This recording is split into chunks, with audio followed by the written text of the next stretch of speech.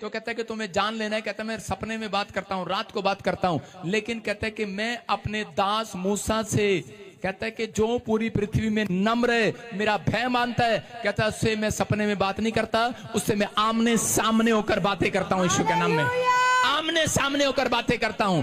आज विश्वास करना है। मैं कह रहा हूं कि अगर आपके अंदर परमेश्वर का भय है, अगर आप कह रहे पाप को छोड़ रहे हैं, आप ऐसे धंधे को छोड़ रहे हैं, अगर आप कह रहे कि गलत ढंग से पैसा नहीं कमा रहे हैं, आपको विश्वास है परमेश्वर पर, आज रात पवित्र आत्मा आपसे बात कर रहा है। वो कह रहा है चिंता ना करो, कह रहा आज रात के बाद कहता है कि तुम्हारे फ्यूचर चेंज होंगे, कह रहा हर परिस्थितियां चेंज होंगी।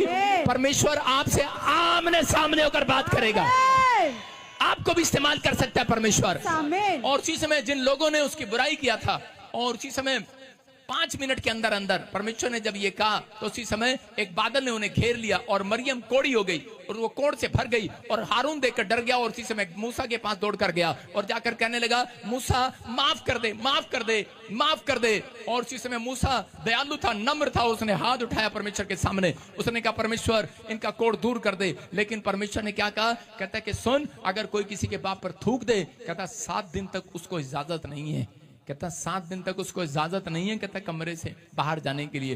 कहता इसने थूका है अपने बाप पर। मैं फिर उन लोगों को कह रहा हूं, कहता जिन लोगों को नहीं पता, कह रहा वो बुराई करते हैं छोटी छोटी बात पर, कहता उनको विश्वास नहीं है, कहता कि वो कि परमेश्वर हमारी मदद करेगा, जब काम नहीं बनता तब बुराई कर देते हैं, जब कह रहे कि कोई फैसला उनके हक में नहीं आता, जब आप चंगे नहीं होते, जब आपकी बीमारियां बढ़ जाती हैं, कोई प्रॉब्लम आती है, तो उसी समय लोग कुड़कुड़ाने लगते हैं, हल्ला मचाने लगते हैं, और परमेश्वर ऐसे लोगों से नफरत करता है।